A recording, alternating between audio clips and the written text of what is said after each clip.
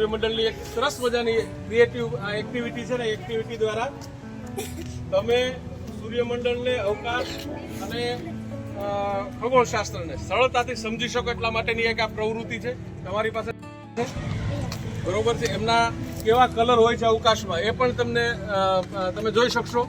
તો તમને જુદા જુદા તમારા પાત્ર બનીને કોને કેવી રીતે સૂર્ય ગ્રહણ થાય છે, કેવી રીતે ચંદ્રગ્રહણ થાય છે, મજાનું બ્લડ મૂન એવું એવો ઇવેન્ટ હતી. આપણે ચોમાસાના કારણે આપણે જોઈ નથી શક્યા, પણ શું કામ બ્લડ મૂન થાય, પાછળના કારણો શું હોય છે? જ્યારે સૂર્ય વચ્ચે પૃથ્વી અને સૂર્ય વચ્ચે ચંદ્ર આવી જાય, હાલ રેડ મૂન રેડ દેખાય છે, તેથી આપણે તેને રેડ મૂન કહીએ છીએ. થોડીક તારામાં સુધાર દઉં. સૂર્યપ્રકાશમાંથી હોય આપણી પૃથ્વી, ચંદ્ર અને સૂર્ય, આ ત્રણ એક સાથે સીધી લીટીમાં હોય.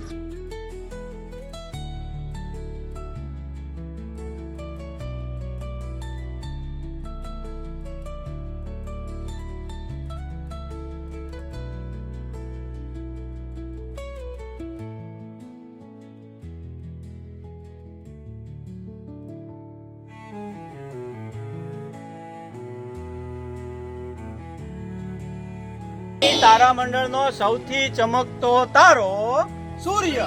કોણ છે? Very good. તો સૂર્ય છે એને એકને જ પ્રકાશ છે.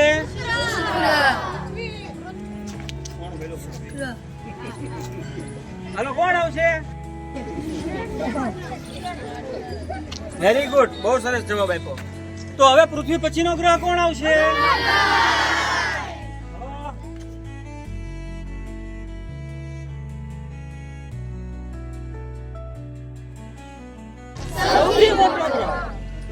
મંગળ સુધીના ગ્રહોને આંતરિક ગ્રહો કહેવાય, પછીના ગ્રહો કેવા? આંતરિક ગ્રહો સૌરમંડળના આંતરિક ગ્રહો છે. અને પછી હવે ગુરુ પછી કોણ આવશે?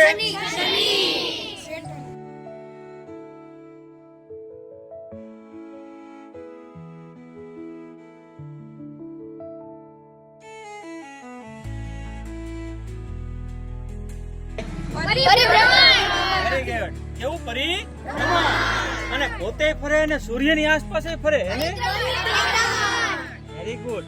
પણ બે પ્રક્રિયા થાય છે, તમે સાંભળ્યું? પોતે ફરે અને સૂર્યની આસપાસ પરિભ્રમણ કરે, એટલે પરિભ્રમણ, પરિભ્રમણ.